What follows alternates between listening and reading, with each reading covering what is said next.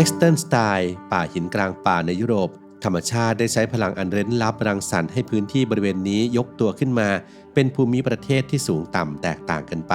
แต่ถึงอย่างนั้นมันก็ยังเป็นความสวยงามที่มนุษย์ยังต้องชื่นชมและทำการเสริมแต่งประติมากรรมจากธรรมชาตินี้ต่อไปโดยมีจุดประสงค์ในการใช้งานที่แตกต่างกันไปตามยุคสมัยซึ่งเรื่องราวของป่าหินแห่งนี้จะเป็นอย่างไรบ้างอับดุลจะเล่าให้ฟังใน Eastern Style อาสมหินกลางป่า1.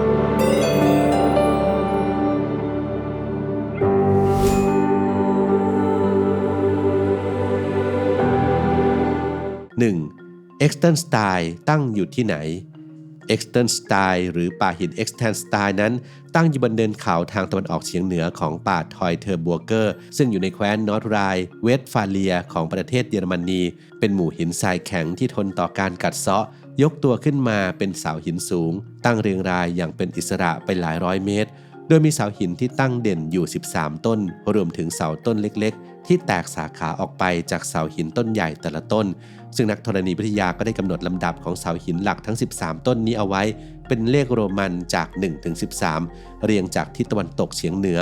ลงไปยังทิศตะวันออกเฉียงใต้เพื่อความสะดวกและง่ายต่อการจัดระบบในการวิจัยเช่นเสาหินต้นที่1มีชื่อเรียกว่ากรอตเทนเฟลซึ่งคำในภาษาเยอรมันแปลว่าถ้ำหินเนื่องจากบนเสาหินต้นนี้มีถ้ำอยู่หรือว่าในเสาหินต้นที่3ก็มีชื่อเรียกว่าเทรปเปนเฟลนักธรณีวิทยาสันนิษฐานว่า Eastern Style ก่อตัวขึ้นในยุคครีเทเซียสตอนต้นหรือเมื่อประมาณ100ล้านปีก่อนใกล้กับขอบของทะเลตื้นขนาดใหญ่ที่มีอาณาเขตครอบคลุมพื้นที่ของยุโรปเหนือในตอนนั้นส่วนในตำนานโบราณของชาวเยอรมันก็ได้กล่าวเอาไว้ว่าป่าหิน Eastern Style เกิดขึ้นจากการที่พวกยักษ์ยกเสาหินเหล่านี้มาตั้งเอาไว้ในตอนกลางคืนแล้วพวกปีศาจก็จุดไฟเผาเสาหินทั้งหมดจนกระทั่งมีลักษณะที่บิดเบี้ยวดังที่ปรากฏอยู่ในปัจจุบันนี้ 2. Eastern Style ในยุคก่อนประวัติศาสตร์เมื่อนักวรรณคดีได้ทำการสำรวจและขุดค้นป่าหิน Eastern Style พวกเขาก็ได้พบกับเครื่องมือหินจากยุคหินตอนปลายซึ่งมีอายุประมาณ 1700 ปีก่อนคริสตกาลจนกระทั่งถึง 9,600 ปีก่อนคริสตกาลโดยที่บริเวณฐานของเสาหินต้นที่ 8 นั้นพบกับเครื่องมือหินโบราณเช่นหัวลูกศรหรือใบมีดสันนิษฐานว่าเป็นเครื่องมือจากวัฒนธรรมอาเรนบวกซึ่งเป็นวัฒนธรรมที่อยู่ในช่วง 12,900 ปีก่อนคริสตกาลจนถึง 11,700 ปีก่อนคริสตกาลนอกจากนั้นก็ยังพบคราบเขม่าวควันและร่องรอยของการถูกไฟไหม้อีกด้วยทำให้นักวรรณคดีสันนิษฐานต่อไปว่ากลุ่มชนที่เคยใช้ชีวิตอยู่ในพื้นที่บริเวณนี้อาจจะรู้จักการใช้ไฟในการประกอบอาหารและอำนวยความสะดวกในชีวิตประจำวันแล้วและนักโบราณคดีก็ยังตั้งข้อสันนิษฐานต่อไปว่ากลุ่มชนเหล่านี้อาจจะใช้ป่าหิน Eastern Style เป็นที่พักพิงชั่วคราวเท่านั้นโดยที่ยังไม่ได้อาศัยอยู่ในบริเวณนี้อย่างถาวรนอกจากการค้นพบเครื่องมือหินโบราณแล้วนักโบราณคดีก็ยังค้นพบแท่นหินบูชาซึ่งหันหน้าไปทางทิศตะวันออกอีกด้วยทำให้พอที่จะสันนิษฐานได้ว่ากลุ่มคนในยุคก่อนประวัติศาสตร์นี้มีความคิดในเรื่องของความเชื่อเกิดขึ้นแล้วจึงได้ใช้สถานที่แห่งนี้เป็นศูนย์กลางในการประกอบพิธีบูชาสิ่งศักดิ์สิทธิ์ซึ่งในเรื่องนี้ก็มีความคล้ายกับอุทยานแห่งชาติภูพระบาทของประเทศไทยเราทั้งในเรื่องของลักษณะภูมิประเทศและการใช้สถานที่ในการประกอบพิธีกรรมทางศาสนา 3. Eastern Style ในยุคกลางEastern Style อาจจะเคยเป็นที่พักแรมหรือที่อาศัยชั่วคราวของมนุษย์ก่อนประวัติศาสตร์แต่เมื่อถึงยุคกลางหรือในช่วงคริสตวรรษที่ 5-15 ป่าหินแห่งนี้ก็ได้รับการดัดแปลงและตกแต่งให้เป็นศาสนสถานดังที่ปรากฏว่าเมื่อประมาณค.ศ.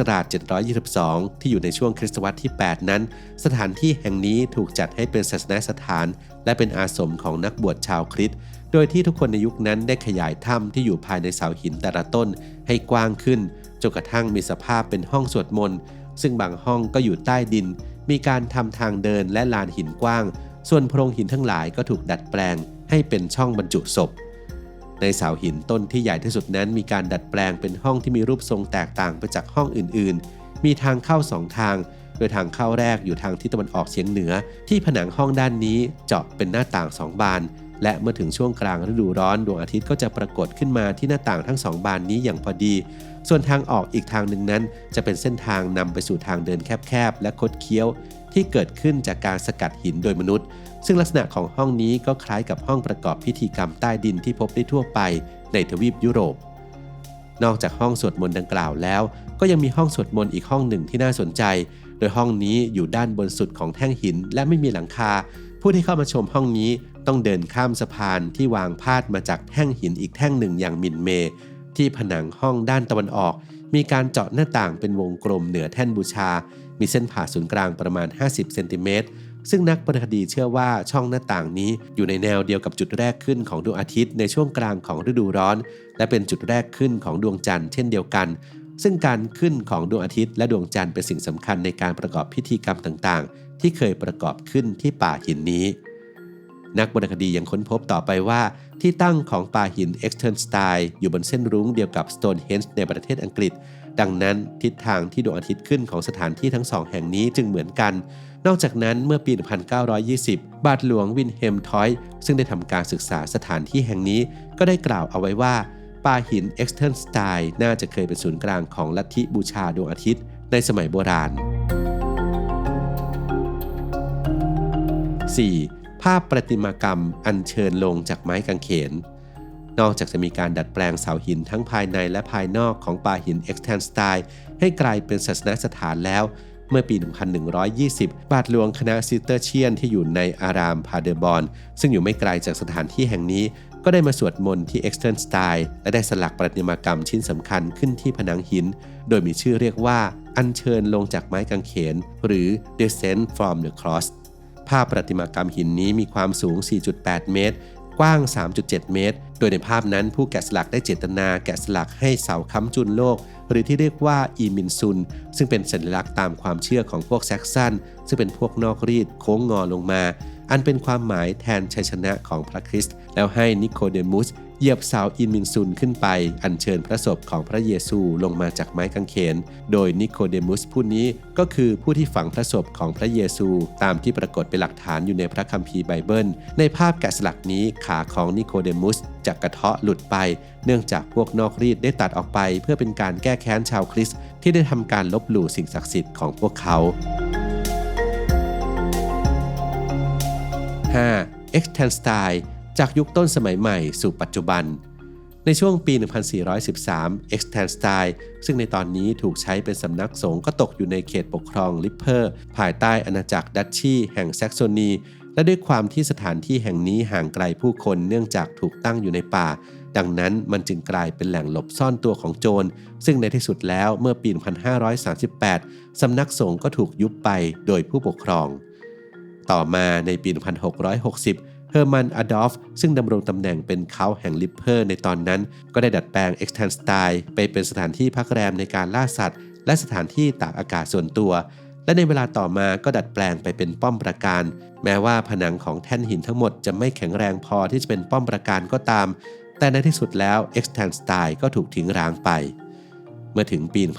1836 Extenstyle ก็เริ่มได้รับความสนใจทั้งจากนักท่องเที่ยวและนักวิชาการอีกครั้งจึงเริ่มมีการบูรณะป่าหินแห่งนี้ขึ้นจนกระทั่งในปี 1881 ก็มีการขุดค้นทางวรรณคดีอย่างจริงจังในปี 1933 ซึ่งพรรคนาซีกำลังเรืองอำนาจในเยอรมนีไฮริช ฮิมเลอร์ซึ่งดำรงตำแหน่งเป็นประธานของมูลนิธิ Extenstyle ก็ได้สนับสนุนให้ศึกษาป่าหินแห่งนี้เพื่อสืบค้นและพิสูจน์ความจริงของประวัติศาสตร์เยอรมันในปัจจุบันนี้ Extenstyle เป็นสถานที่ท่องเที่ยวสำคัญของประเทศเยอรมนีและมีนักท่องเที่ยวเกือบ1 ล้านคนมาเยี่ยมชมตลอดปีจนกระทั่งได้รับการประกาศให้เป็นสถานที่ที่มีความสำคัญทางธรณีวิทยาแห่งชาติในปี 2006 Extenstyle ป่าหินที่ยืนยงท้าทายการเวลามานานมนุษย์ก่อนประวัติศาสตร์ก็เคยใช้สถานที่แห่งนี้เป็นที่พักแรมจนกระทั่งเมื่อมาถึงยุคประวัติศาสตร์ก็กลายมาเป็นสถานที่สำคัญทางศาสนาสถานที่พักแรมในการล่าสัตว์ป้อมปราการและสุดท้ายแล้วก็เป็นสถานที่ท่องเที่ยวอันสำคัญและมีชื่อเสียงของประเทศเยอรมนีในที่สุดครับ